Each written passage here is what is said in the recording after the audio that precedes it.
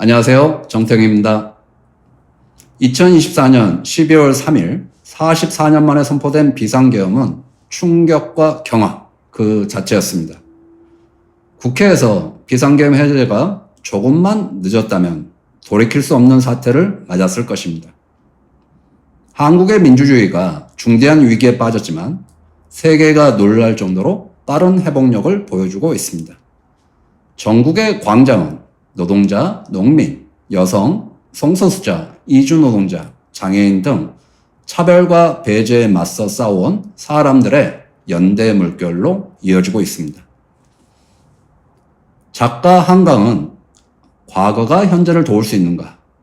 죽은 자가 산 자를 구할 수가 있는가라는 질문을 던졌습니다. 1980년 5월 강주가 2024년 12월 대한민국을 구했습니다. 2016년 촛불혁명이 2024년 빛의 혁명으로 진화했습니다. 당장은 내란을 종식하고 윤석열을 체포하고 탄핵해야 합니다. 이후에는 조기 대선이 있을 것이고 정권 교체가 될 가능성이 높습니다. 이것은 완전히 다른 새로운 대한민국의 시작이 되길 기원합니다. 우리 국민은 이미 8년 전 박근혜를 탄핵한 바 있습니다. 연인원 1,700만 명이 참여하는 촛불혁명으로 2016년 12월 9일 박근혜는 국회에서 탄핵되었고 2017년 3월 10일 헌법재판소에서 파면이 결정되었습니다. 이어서 치러진 조기 대선에서 더불어민주당의 문재인 후보가 승리했고 민주당은 2018년 지방선거와 2020년 총선에서 압승했습니다. 20년 집권론이 서슴없이 나왔습니다. 반면 새누리당은 분열되고 영남당으로 쪼그라든 채 수차례 당명을 바꿔가며 연명하는 처지가 되었습니다. 그러나 촛불혁명 정부를 자처했던 문재인 정부의 개혁은 지지부진했고 집값 폭등에서 보듯 서민의 삶은 곳곳에서 파열구가 났습니다. 민주당도 또 하나의 기득권이었습니다. 내가 하면 로맨스, 남이 하면 불륜이라는 식의 위선도 사람들의 가슴을 차갑게 식게 했습니다. 그러자 탄핵당한 세력이 2021년 4월 서울시장, 부산시장 보궐선거에서 부활했고 윤석열을 영입하여 2022년 대선에서 승리하고 그해 지방선거에서도 승리했습니다. 윤석열 정권은 모든 것을 문재인 정부 이전, 나아가 촛불혁명 이전으로 되돌리려고 했습니다.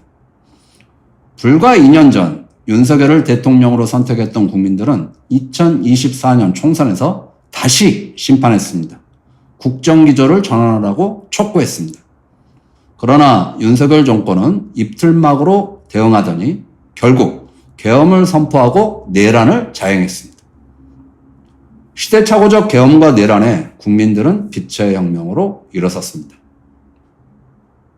국민의힘은 8년 전 탄핵 트라우마를 들먹이고 있습니다. 12월 14일 국회 탄핵 의결 때도 12명만 찬성했습니다. 박근혜 탄핵 당시 최소 62명에 비교하면 거의 5분의 1 수준입니다. 국민의힘이 기꺼이 내란 정당의 길을 택한 이유는 민주당에 잠깐 정권을 넘겨줘도 다시 돌려받을 수 있을 거라는 기대감이 있기 때문일 것입니다. 이번만큼은 반드시 내란의 뿌리를 뽑아야 합니다. 새 정부가 들어서면 내란 정당, 국민의힘을 위헌 정당으로 해산시켜야 할 것입니다.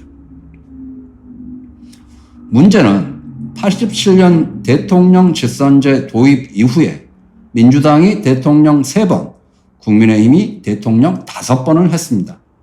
그러나 막상 정권을 바꿔도 개혁이 지지부진하거나 오히려 과거로 퇴행하는 불행한 역사가 반복되고 있습니다.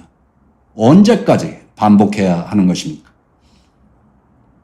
정권 교체보다 중요한 것이 광장에 나온 시민의 열망이 얼마나 정치에 반영되는가 하는 것입니다.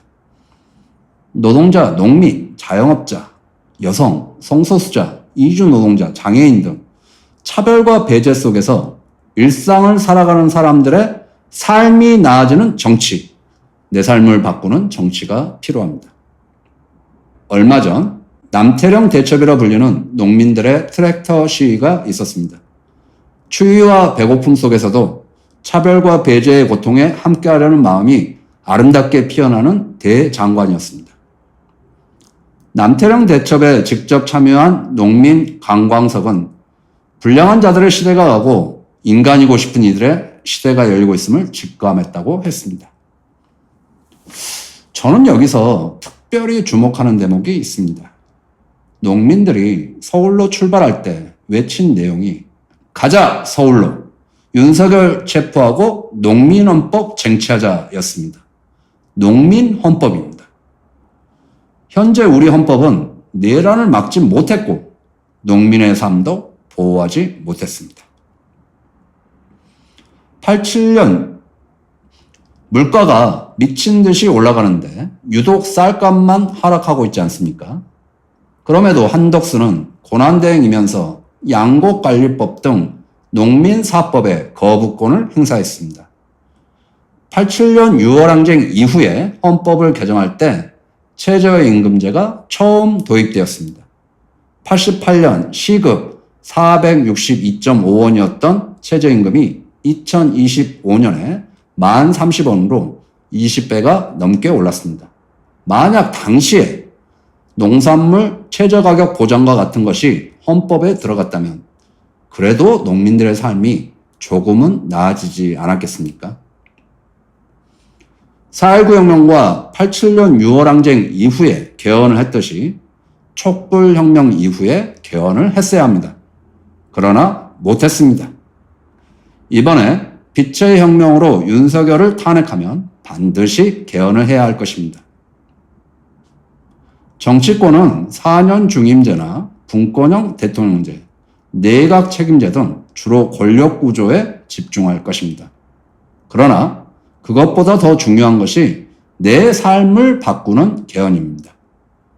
87년 이후 37년이 지났습니다. 민주화가 되었지만 노동 없는 민주주의, 양극화와 불평등, 저출생 고령화, 지방 소멸, 차별과 배제는 더 심화되었습니다. 이제 노동자에겐 노동헌법, 농민에겐 농민헌법, 평등헌법, 생태헌법, 평화헌법, 분권헌법으로 완전히 새로운 대한민국을 만들어야 합니다. 국민이 주도하고 국민의 삶을 바꾸는 개헌이 제7공화국, 완전히 새로운 대한민국의 출발점이 될 것입니다.